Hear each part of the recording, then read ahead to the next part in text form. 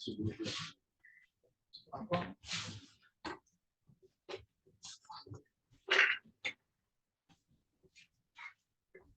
hello everybody. Thank you very much for this kind of introduction, and everybody online or here physically.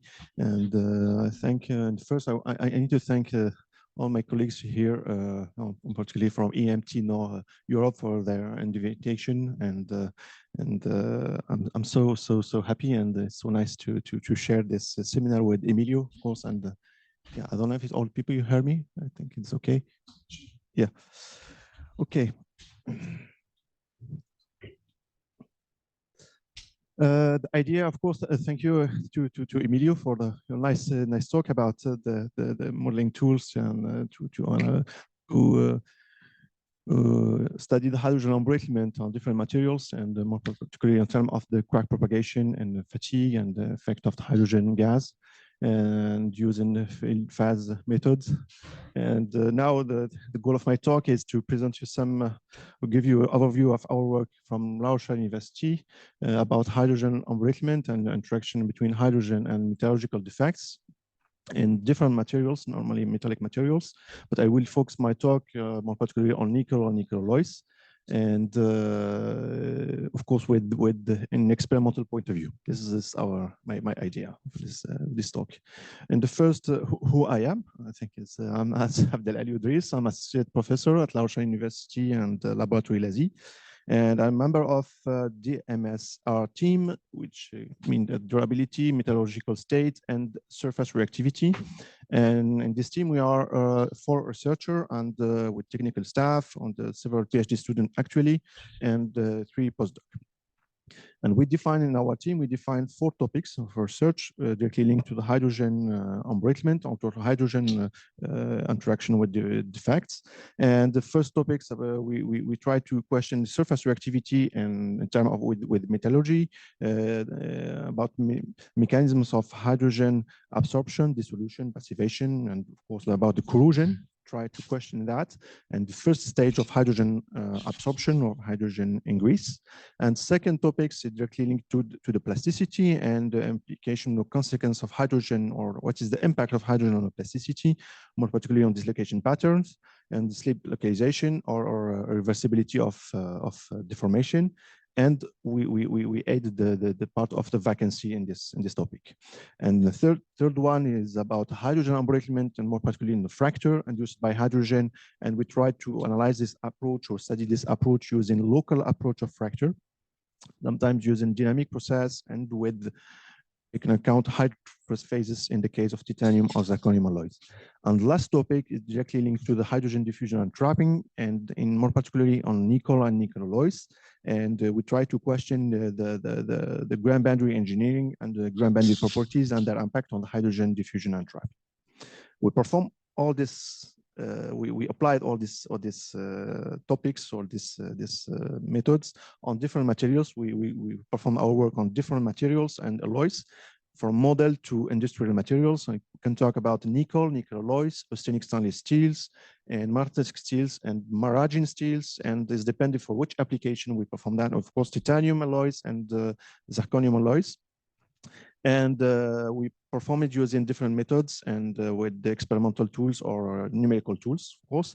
And we have a lot of collaboration with different partners, industrial partners or national, international partners. And yeah, you have here some names of our partners. Now, in terms of to study the hydrogen embrittlement, how? And first, I will show you just the different tools, materials that we used and to study the hydrogen embrittlement. And for the experimental tools, in terms of material and characterization, more particularly in the characterization, we used, of course, classical one, TEM and SEM, and some materials, different kind of materials like nickel single crystal, polycrystalline, or bicrystals, or industrial materials, nickel alloys or nuclear superalloys like Inconel 718.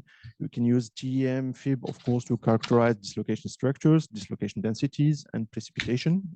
There's another element of defects we need to characterize, another scale, and of course other techniques like with collaboration, of course, with other colleagues or other lab like DSC, synchrotron, EPC, and to characterize chemistry, to characterize size of precipitate, concentration of vacancies, or other defects.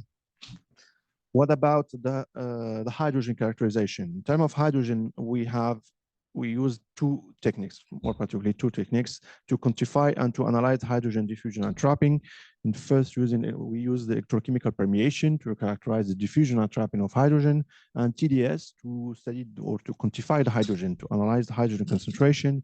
And another aspect we can use in TDS, we can identify the hydrogen state, which means that hydrogen trapped or diffusible hydrogen. And we have other techniques, or in terms of collaboration, we have some collaborations for that to map and to analyze the distribution of hydrogen. And we use the GDUS in Placamat in Bordeaux, in collaboration with Bordeaux, and to analyze the hydrogen profile in several specimens, more particularly on nickel or stainless steel. We used in our lab this SKPFM and SKPFM to analyze the potential of surface potential, and this potential surface potential is directly linked to the hydrogen concentration, which means that by analyzing this potential surface potential, it is possible to map the hydrogen distribution in specific microstructure. And of course, we can do it in cross-section, and we can analyze the profile of hydrogen. This is about the hydrogen characterization. What about mechanical characterization or mechanical properties, which method we used? We use different methods depending which scale we are looking for. And we can start here for macro scale with the tensile or fatigue test with 100 kilonewton. We can complete this method with hydrogen flex using electrochemical permeation. As you can see here, we developed this system with Valorac during several PhD, and we can perform the permeation of hydrogen under tensile test to the fracture. And if we go to the other scale here, we can perform the SSRT, but under hydrogen tensile test under hydrogen charging. And then we can increase here with other scale and use the 5 kilonewton in situ, ex situ tensile test or fatigue test, is depending which microstructure we need to study. And the other aspect we developed several years ago now is nanoindentation in situ and ex situ nanoindentation to question at macro scale, and more particularly at micro scale, the interaction between hydrogen and defects and the consequence of hydrogen on mechanical properties. Of course, the other aspects, we have some experiment here. We performed the mechanical testing under hydrogen flux or hydrogen concentration or hydrogen charging, but for others, we pre-charge our samples. We pre-charge and then we perform the mechanical testing. And what kind of mechanical testing we performed? Tensile test, fatigue, loading and unloading, multi-relaxation test, indentation. The idea is to question several properties and to question the impact of hydrogen on these properties. And to complete all these tools, I think complete with modeling tools, is depending on which scale we are looking for. And we use the finite element method and to calculation to analyze the hydrogen diffusion and trapping on specific microstructure. And other aspect is to question, for example, in terms of the fracture, like local approach of fracture, for example, and use to identify the hydrostatic stress and the plastic strain, equivalent plastic strain in the specific specimen. At other scale, we use the MD and or using lumps and to analyze or to question the interaction between hydrogen and ground boundaries and diffusion in time of diffusion and segregation. And the last one is we use the DFT or ab initio calculation, and we completed now with the KMC, Kinetic Monte Carlo, and to question the interaction between hydrogen and other defects at atomic scale. At atom scale, which means that we can characterize the interaction between hydrogen and vacancy and hydrogen and solute and the consequence of this interaction on different properties, more particularly elastic properties. Now, switching now to the context and motivation, of course, is about hydrogen embrittlement. And just to give you a very classical example here of about consequence of hydrogen on mechanical properties, stress strain curve of pure nickel, and without hydrogen we have this curve, and if we introduce the hydrogen, different concentration, and and if you pre-charge your sample, we observe here a decrease of or loss of ductility. This is hydrogen embrittlement, and the modification of fracture mode for ductile fracture to the brittle fracture and intergranular fracture. And concretely, in situ tensile test, by performing in situ tensile test, I think it's very, so to show you some video, I think it's more concrete situation. You have, we performed in situ a few weeks ago, two tensile test on the pure nickel. It's the same microstructure, pure nickel without hydrogen and with hydrogen. And then we follow here. In the first, I can start without hydrogen, what we observed, the classical deformation and with the nicking, and it will be quick normally. And as you can see here, we have nick in this situation, and we have the ductile fracture. But when we performed with hydrogen, clearly immediately we have a decrease on the elongation and apparition of micro cracks and intergranular fractures.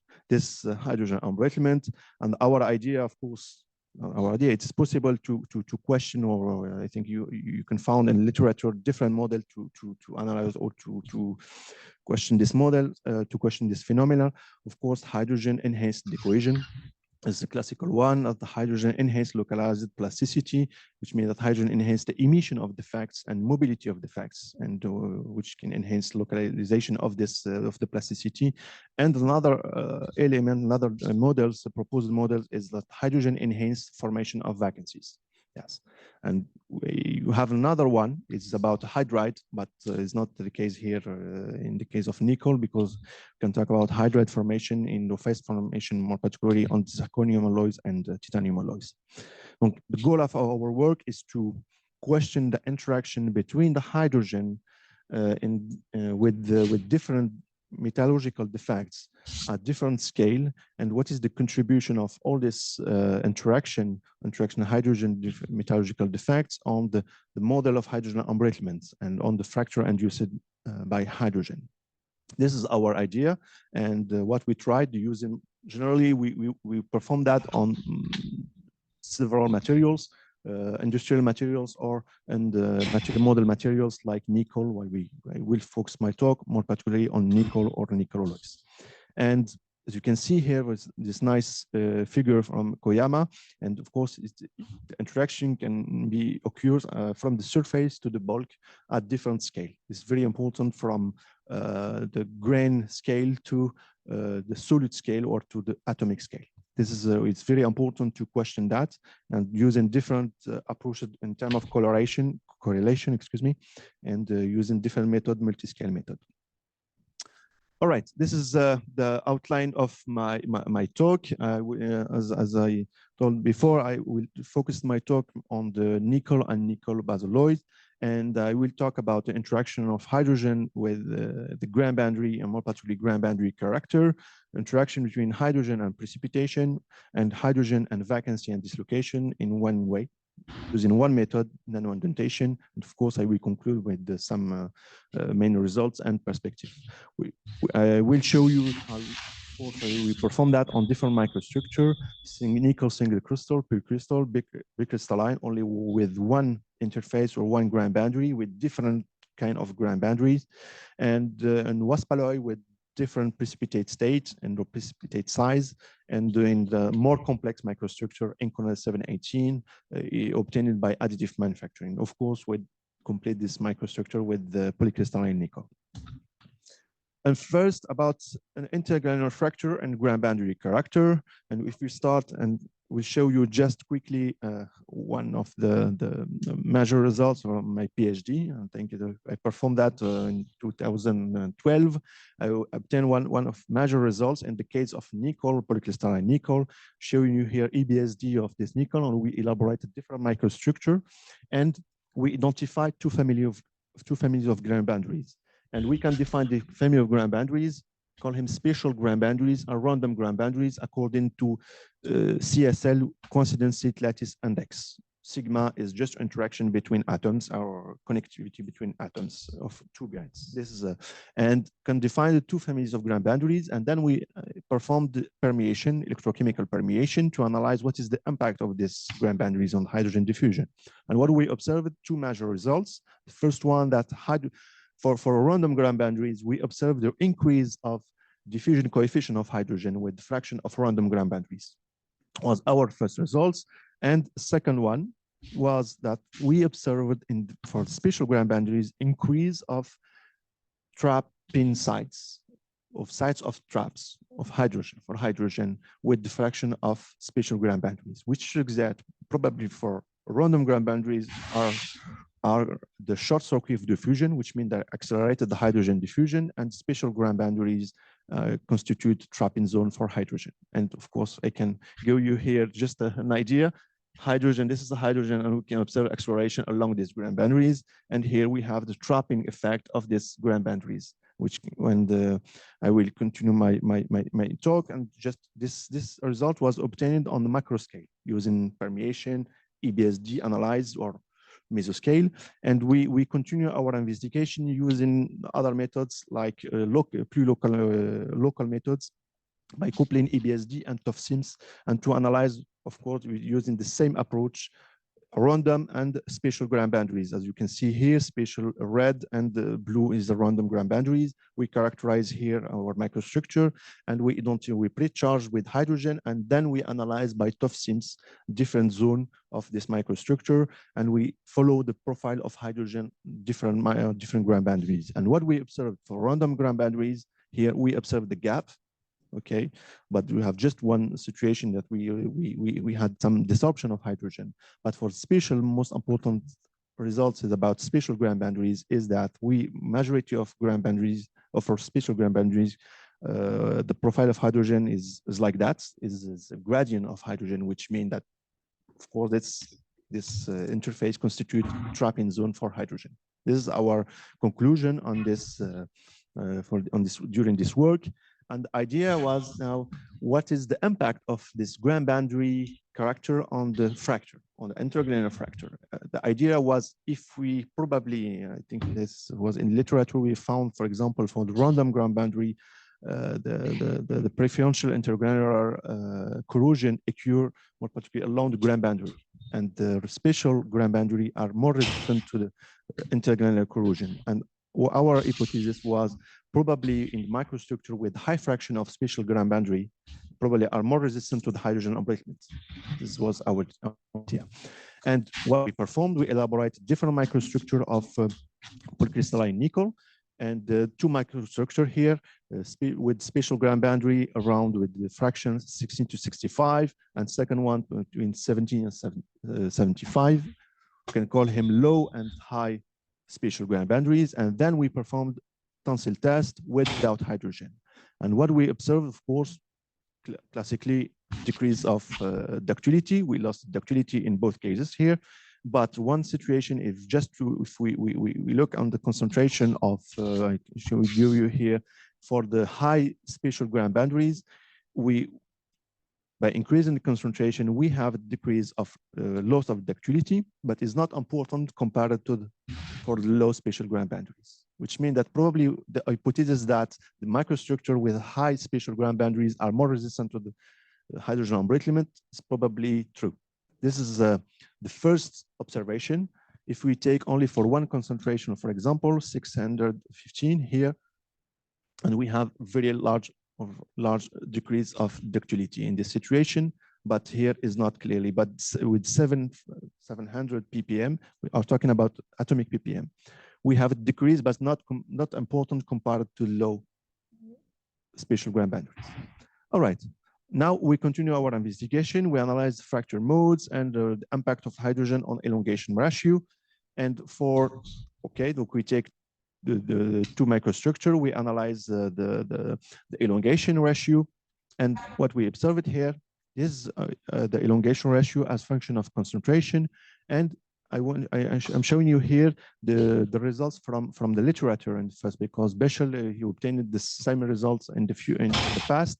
And for high microstructure with high fraction of spatial grain boundaries and microstructure with low fraction of grain boundaries.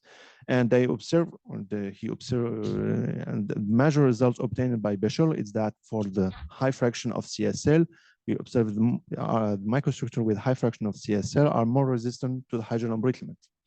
Yeah, this is a consequence of this interpretation of this elongation ratio. But is it true for the low concentration? And when you increase the concentration of hydrogen, we observed here a decrease of this elongation ratio, which means that it is true. The microstructure with high fraction of CSL are more resistant to the hydrogen embrittlement, but for low concentration. If we increase the concentration of hydrogen, we lost these properties or this resistance to the hydrogen embrittlement. And we complete this curve with our results for low concentration here, but we complete with the new microstructure. And of course, we are in good correlation with our previous results and the results from the literature. We continue our investigation in this situation. Now, to analyze this microstructure, we performed EBSD after and before tensile test. And what we observed here, we can identify the nature of grain boundaries. And we identify clearly this before and this is after. And what we observed, we identified the crack propagation and crack path clearly here, and we associated with nature of grain boundaries. And we identified that preferential intergranular fracture occur more particularly along the random grain boundaries, which means that random grain boundaries are most susceptible to the hydrogen embrittlements. And the idea probably for the future to design the structure is probably to decrease the fraction of random grain boundaries and to increase the fraction of spatial grain boundaries. And to continue our observation, what we observed here for low and high CSL, we analyzed the fracture modes, and what we observed in intergranular fracture, of course, and the slip lines, and which is slip lines suggest, of course, the contribution of the plasticity on this intergranular fracture.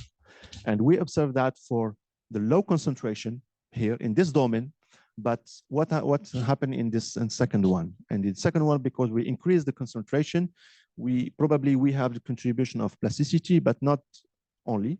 Why we had other hypotheses why we have this decrease of these properties here of this microstructure. And the other hypothesis is that hydrogen enhanced the vacancy concentration. Hydrogen favored formation of new defects, more particularly vacancies. And we talk about vacancies and probably vacancy clusters and probably nanovoids, which can be constitute very major results here or major defects responsible for intergranular fracture in this case. And we observed that in our microstructure, and we compared with some results from the literature and other conditions under hydrogen gas. And hydrogen promote the formation of nanocavities, probably, and which can induce the hydrogen embrittlement in this, more particularly for the high concentration of hydrogen domain. And what we observe using by analyzing the fracture modes, and what we observed, of course, slip lines, and times we observed nanovoids, not on all the situation, the surface or all the situation, but we observed nanovoids, which can and probably this hypothesis is probably true in this situation. We have the contribution of the plasticity and the formation of nano cavity or vacancies. Now, what about the precipitation? This is another interaction of hydrogen, and what is the consequence of interaction between hydrogen and precipitate on the hydrogen? And do that, we performed the different heat treatment or agent treatment on the wasp alloy. This is only for you. This microstructure composed only of precipitate state is gamma prime precipitate, any 3IL, more particularly the gamma prime, and we perform different agent treatment and to obtain a different size of precipitate. Yeah, this is our idea, and we characterize the microstructure EBSD on different methods and TEM and APT, and the idea was to characterize the size of precipitate and more particularly the misfit or mismatch of precipitate with matrix. This is what the result obtained using different agent treatment. This is shown in stress as function of the radius of precipitate. And we can find here 3 domains of hardening This three domains is domain one with weakly coupled sharing, as you have only one defect to share your dislocation, your precipitate is a very small precipitate, and domain two is strong interaction or strong sharing, which means that you have probably two dislocation to share your, you need two dislocation to share your precipitate, and last one is all one domain, and all one bypassing by looping. Dislocation is impossible to share your precipitate, and you have just looping by dislocation. Three domains, and now we analyze the consequence of this evolution of precipitate on hydrogen embrittlement, on hydrogen concentration. And what we performed, we pre-charged our specimen using the same condition. As you can see here, we compared our result, this result with the other microstructure 718 obtained by additive manufacturing with other precipitate state, and we pre-charged using the same conditions, and then we analyzed, we quantified hydrogen concentration. All right, and you have here the evolution of hydrogen concentration as function of time of hydrogen compared with nickel, pure nickel, single crystal, and of course we have Inconel 718 with gamma second precipitate, and for only one condition here, we have the wasp alloy, we have different concentration. Why? Because we have different size of precipitate, which means that only by variating the size of precipitate, we modify the concentration of hydrogen in the microstructure. And then we continue our investigation to understand why. We perform TDS with TDS and thermal absorption spectroscopy, and with the temperature ramp here, as you can see, and we have hydrogen spectra, and we analyze the spectra here, and we have this peak, 4 peaks, Gaussian, and which mean that we have 4 states of hydrogen. And we can identify the energy or binding energy, and for low energy correspond to diffusible hydrogen, and high binding energy correspond to the trapped hydrogen. And as you can see here, low temperature, high temperature, and this is for diffusible hydrogen, here for deep trapped hydrogen.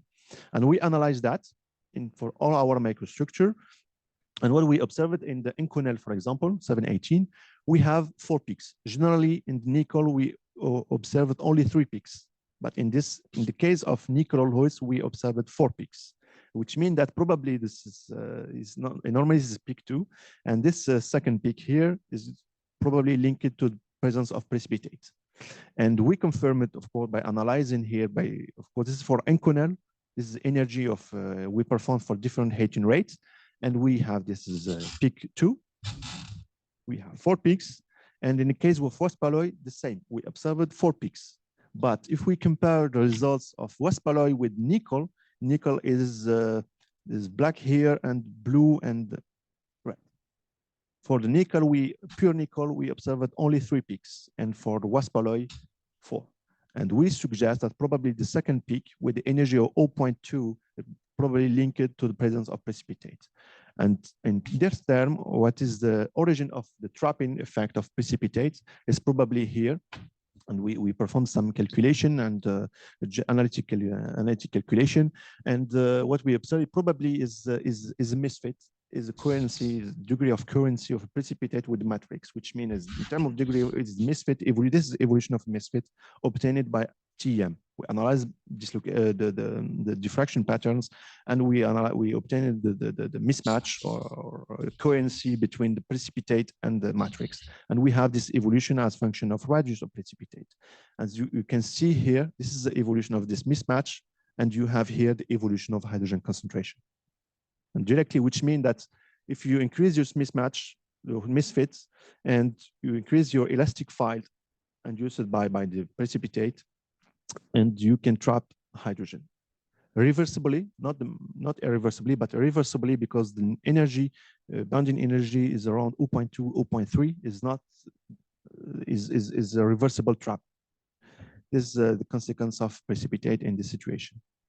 Now, we observe the same situation, the same results, not on nickel, but in the martensitic steels or maraging steels in the same situation. And we try to do in the precipitation here, we analyze the precipitate, and the same, we observe the additional peak, and we analyze this excess of hydrogen concentration, and we identify is directly linked to the trapping effect induced by precipitate, or carbide, of course, in the case of martensitic steels, which means that it's very important to take. This is another element.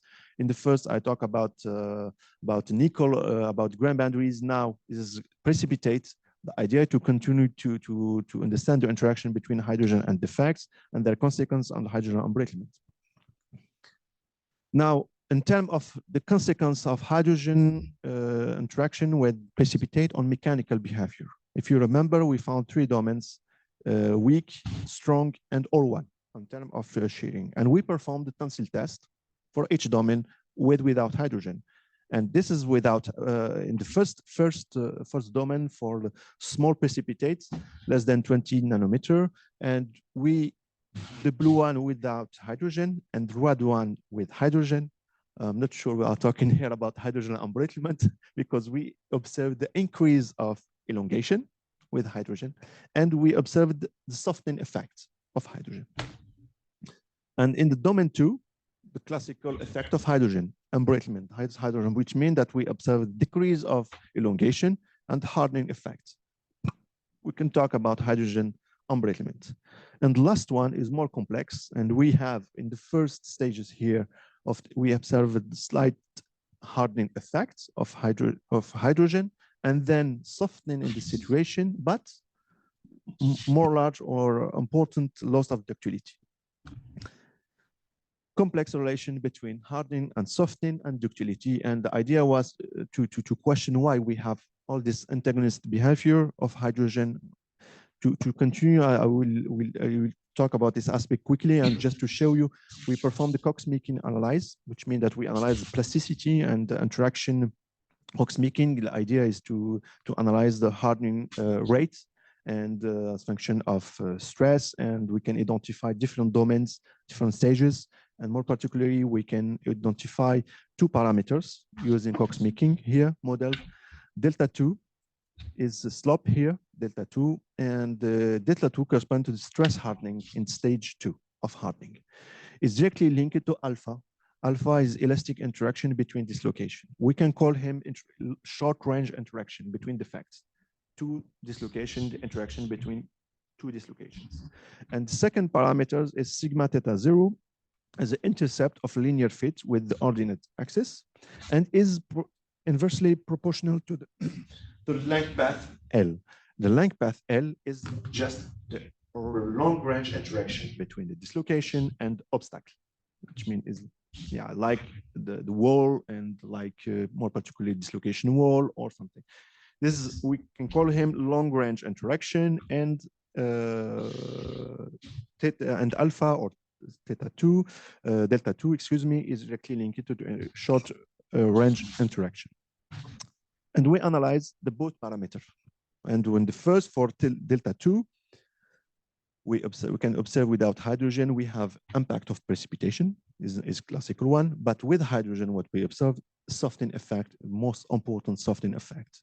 And softening effect probably observed in our tensile test is probably linked to this, the reduction of, or the loss of interaction between dislocations. If you remember, this corresponds to the short range interaction.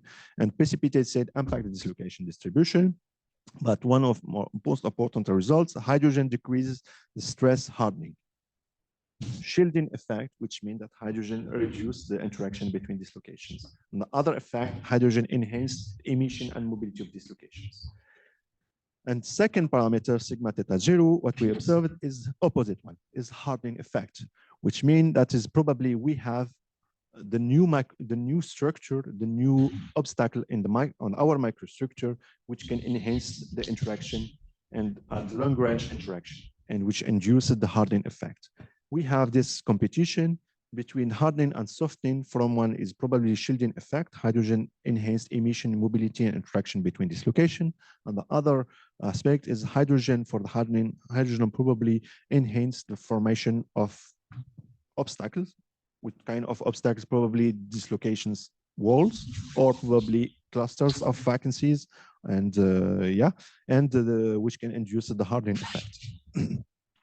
To continue now in terms of damage, and I think the most important aspect here is that of course, what we observed intragranular fracture, classical one, but on the surface of fracture, On the surface, we have some decohesion here of grains. And we use the model, Berry-Min model, very simple approach, which means that we have inclusion, and the idea is to identify stress, critical stress, to induce decohesion of this inclusion on your medium.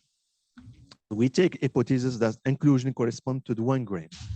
And the idea is to identify the critical stress necessary to induce the decohesion of this grain. Why we use the Berry-Min model?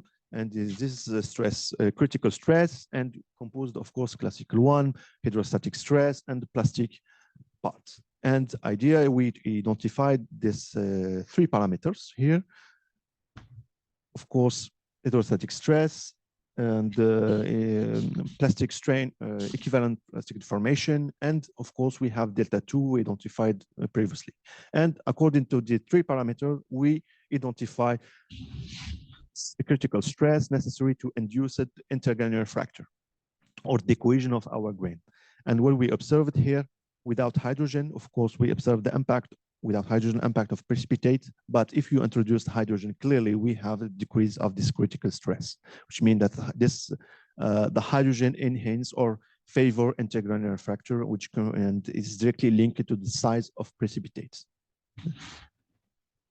In terms of damage, the same without hydrogen, dimple with this ductile fracture with dimples, and with hydrogen observed, of course, slip lines, the same, and some nanocavities. Probably we have the vacancy cluster formation, more particularly near grain boundaries. Now, to finish probably, and we start with grain boundaries, precipitate, and on the both situation, we identify that the hydrogen interacted with vacancy and dislocations.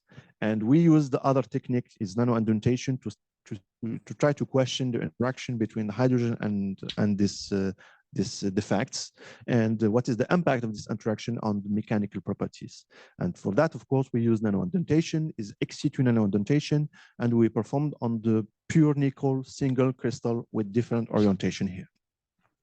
And what we observed here for ex situ nano-indentation, this is a curve, classical curve of nano-indentation. You have load and displacement, and you have, in the case of nickel, you have elastic part, popping, which means that first moment you induce the defects, dislocation, so you activate the source of dislocation, and you have elastic parts, and you have unloading, and you can use in this analyzing using different models, and like Hertz model here, and Oliver and Farr, we can obtain different parameters. More particularly for example, for the elastic part, using Hertz contact theory, we can identify reduced modulus, elastic modulus. And we can question the impact of hydrogen on this elastic modulus. We performed on 4 orientation of nickel single crystals. And what we observed here, for all situation, we have impact of hydrogen on this elastic part.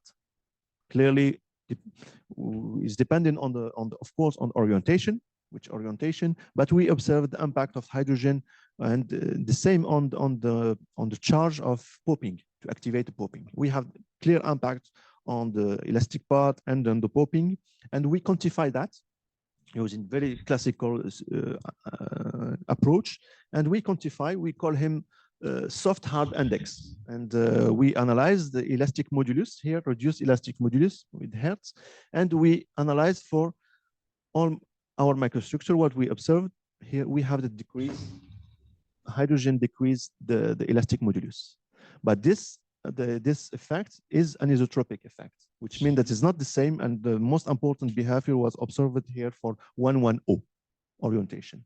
We have clear impact of hydrogen on this microstructure, but for others on this my orientation, but for others, of course, we observe the same decrease of elastic modulus induced and softening in all orientation. And we try to question that, why we have this decrease. And one of our hypotheses we confirmed it by using tensile test was that hydrogen enhanced or favored the formation of vacancies or nanovoid or cluster of vacancies. And clearly what we observe it on using TEM, we observe the nano cavities and cluster of vacancies. we analyze the size of these clusters, and we associate directly using Eshelby approach, is analytical approach. We directly link it decrease of elastic modulus to the presence of this vacancy clusters directly. We observe it in the bulk, and we observe it on the surface here recently, and depending on which microstructure we observe. And to explain this, the impact of hydrogen elastic modulus, we explained by the presence of vacancy clusters induced by hydrogen, and or SIV, his name is superabundant vacancy in surface, in bulk on surface. Now, what about the second part of my indentation curve? And in second part, we analyze it more particularly for unloading. We analyze it. We can use the Oliver and Farr method or model to characterize the hardness. Okay, this is we can call him nano hardness, and we have the hardness. We have reduced modulus, and what we observed here in the first and in different curves, depending which orientation. We observed is slides depending which orientation. We observed a decrease of the maximum depth, which means that probably we have the hardening effect of hydrogen, but it's not the same. If you look here on different orientation, it just is not the same. And by using Oliver and Farr model, we evaluated the hardness. And by evaluating the hardness, it is possible to we used one model, is proposed model by Nix and Gao, and he associated the ratio of hardness with a reduced modulus directly to dislocation density. It's possible to estimate the dislocation density with if you have information of hardness and elastic modulus, and we use it in our situation. Without hydrogen is green one here. For orientation, and with hydrogen, and the results is clear that hydrogen enhance the hardness and enhance the dislocation density probably. And of course, we used only his model, is classical model, and we confirm it by hydrogen promote dislocation multiplication. And we confirm that for one orientation, two, but I will show you only for one 100, and we used Fib and to prepare TEM sample on the indent here directly without hydrogen, and we characterize and we analyze dislocation density on both situations. And here without hydrogen, what we observe is the density of dislocation. With hydrogen, we observe increased density of dislocation. And as you can see here, this is the result obtained for different indentation without hydrogen and with hydrogen. Clearly, with hydrogen enhanced the density of dislocation or promotes dislocation multiplication.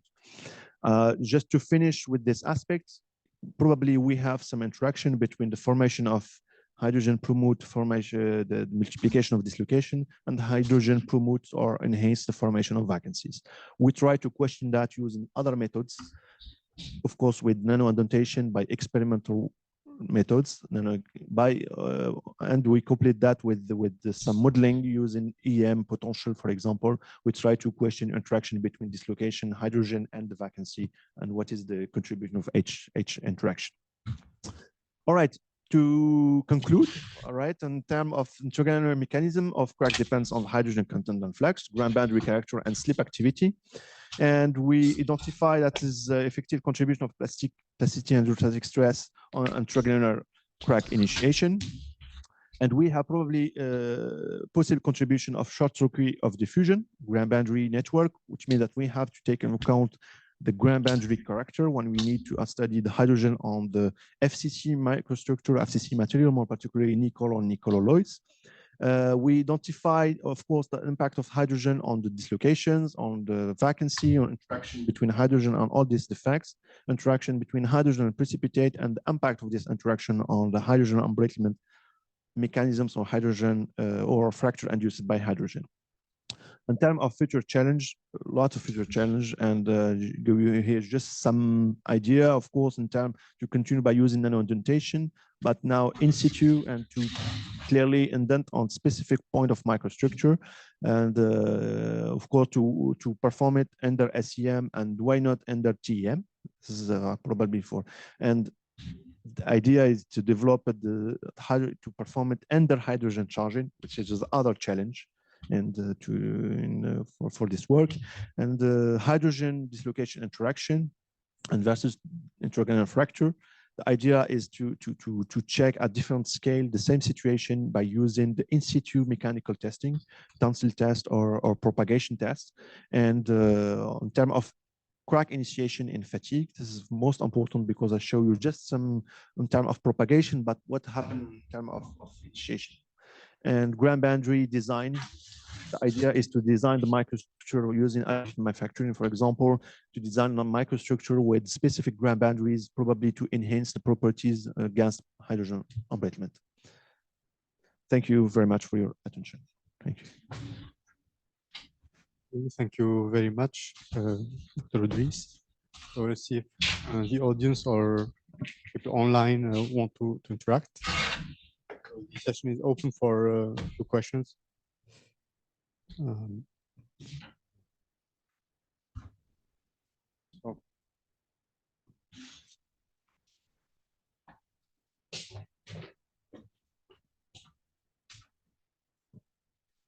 Thank you for the talk.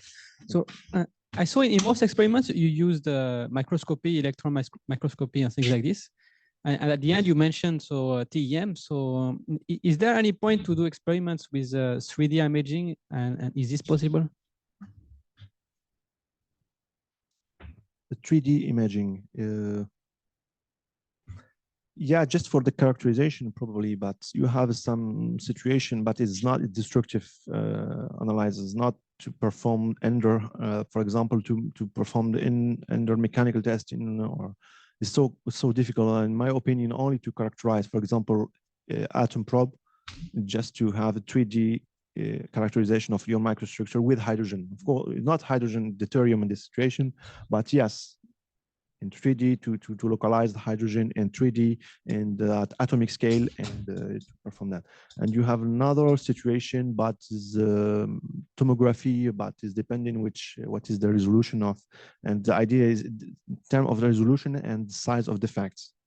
And this is and probably a microtomography, I think, is other technique to characterize. And the TEM, the idea, of course, is just on 2D and to analyze the microstructure and to analyze the interaction between hydrogen and defect at this scale, the scale of the TEM. Okay, thank you.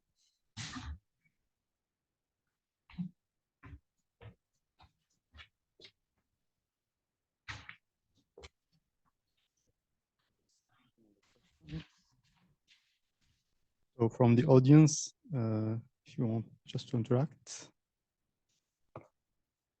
So maybe I'll jump on the question about the 3D imaging. So about tomography. Mm-hmm. So it's known in one of your slides. I've seen synchrotron, say like high energy imaging techniques.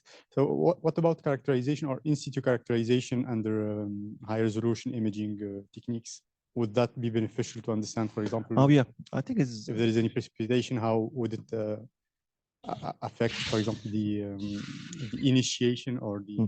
But yeah, I think it's possible. Yeah, I show some synchrotron results, but just to analyze, it's not with the hydrogen. We use it just to analyze the precipitation, and with Vallourec in martensitic steels to analyze some precipitate and the chemistry, and more particularly, and yeah, but in the literature, you have some works they use the synchrotron and with the coupling in situ mechanical testing, and to analyze, and yeah, I think is to complete the results. Of course, in 3D, yes, they use the in situ mechanical testing in synchrotron, and if I remember, with pre-charging, they perform pre-charging. The idea, probably the challenge, is to perform it under hydrogen charging.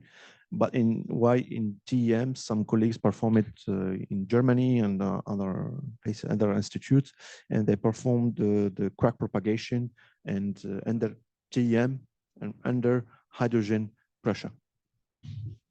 Yeah, because it is possible, but they need some development for 3D. Yeah, they need some development. So there was also the curve where you have showed the behavior between the softening and hardening, and you spoke at that moment about the shielding effect. Is this effect beneficial from an engineering point of view, or just? This effect was, good question. Thanks. In this situation, we observe this benefit. In the situation of just for the small precipitate, we found just our result in terms of tensile test, we observed the increase of elongation and softening effect. I don't know if what do you mean in terms of benefit, in terms of elongation, of in terms of stress, because it's depending on which application. For example, in the case of nickel alloys, the idea is to have very high UTS, or to have a hardening effect, and and of course with nice elongation, the important elongation. But in this case, we increased the elongation, but we lost the stress.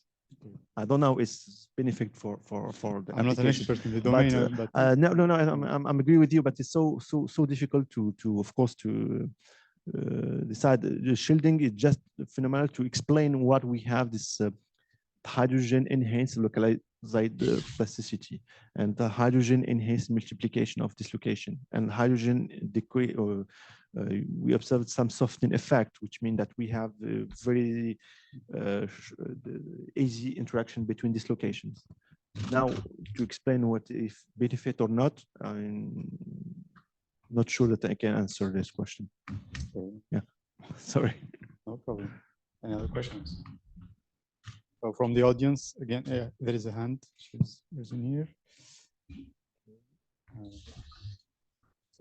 It's from Rafael. You can just activate your microphone, please. Hello.